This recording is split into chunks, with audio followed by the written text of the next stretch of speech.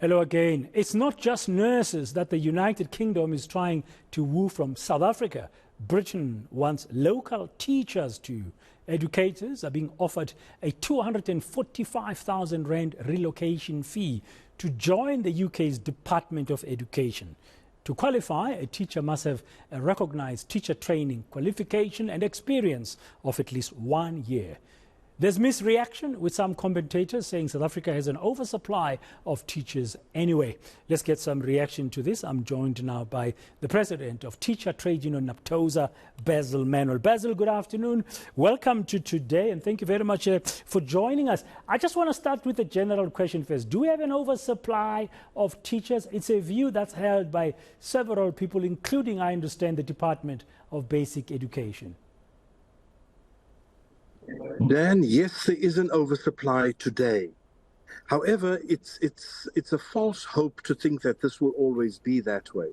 And of course, the oversupply is in certain areas only. It is not for every type of teacher, and it's not for every subject either. So it's foolhardy to believe that there's simply just an oversupply. That is absolutely incorrect. Where are the shortages?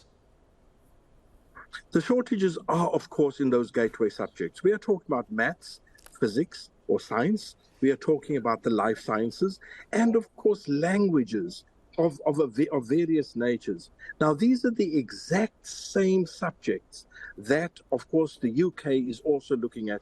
And in fact, not only the UK, the rest of the world, in fact. So, if we are ready to let our science and life sciences and physics and maths teachers go, then we are heading for serious trouble. Yeah, you're correct. I mean, the UK wants to expand its recruitment of hundreds of maths, as you said, science and language teachers from across the world, including South Africa. So what's bad about this from your perspective? Currently, teacher might be sitting around not doing anything, but we don't know what the future holds. Yes, there are those shortages you are mentioning, but nobody who's a teacher who's qualified just wants to sit around and twiddle their thumbs. Dan, absolutely. From a certain point of view, we've got to accept that we are part of the global village, the global phenomenon of people being able to move around quite quickly. There's very little we can do to stop that. From a South African economic perspective and educational perspective, we've got to accept that it is a bad thing because money has been invested into the lives of these people, whether they have jobs or not. And that is money we can't recoup because you can't train a person in a few weeks. So it's 4 years training that we simply just lose and we don't get that money back. And we can't wish that we've had a person a few weeks later. So economically, educationally, it's bad. In terms of how the world works, I think we're going to see more of this. And in fact, just last year, I was in the United States, and they too were talking about other ways to recruit people. Yeah. So are you saying, for example, because we are battling in the country with a crisis of overcrowding, where teachers have many more pupils in their classrooms, especially in primary school level, than they should, the teachers who are unemployed, the so-called surplus teachers, can be deployed in order to enlighten the teacher-pupil ratio? You're touching on a very important subject. That is why it is a false statement that we have an oversupply of teachers.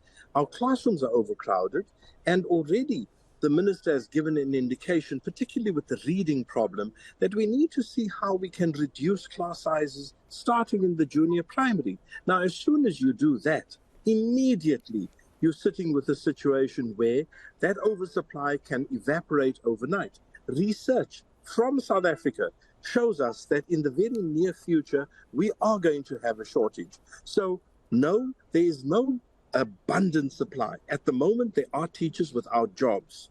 However, that won't last, Dan. Yeah, it's not going to last. I guess government spends a lot of money in training the teachers. That's a big investment, which is good, which the country should really leverage and benefit from when they are qualified. There should be ways that can be found, creative ways, to make sure we don't lose the teachers, especially the good ones. Dan, absolutely. It is a falsehood to believe that because you put your child through university, as so many parents do, even those who are not bursaried, that are not getting the NSFAS, that you have paid for it. Not true. You've paid in part. Government still has to subsidize a huge part of that. And that is how it works. So we've got to try and find more creative ways to keep our teachers. And this is going to put pressure on even on the fiscus to ensure that we salary people better to retain them. So it's not a simple issue of just saying, yes, please stay. People will always follow where they think they will get a better life. We've got to sort out the current social problems that we have because people want to stay. There's no ordinary South African that just wants to leave. They want to stay. However, choices that are put before them might see them better off elsewhere. Yeah, who and what do you think is responsible for unemployment of teachers who are qualified, sitting around, and now they are being enticed, literally, by this UK offer?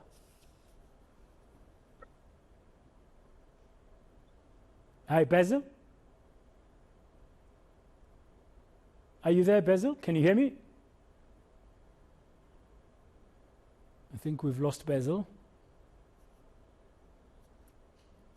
Apologies for that. I wanted to know from Naptosa, from Basil Manuel of Naptosa, who and what do they think is responsible for the number of unemployed teachers we have in our country? Because, I mean, no one wants to sit around if you're qualified as a teacher and not be teaching. And then the UK is saying, we'll pay you 245,000 Rand, an equivalent of that. Of course, the amount will be in pounds, but that's the equivalent in rands for you to relocate. And we need your skills if you've got the qualification and you've been teaching in South Africa for at least 1 year.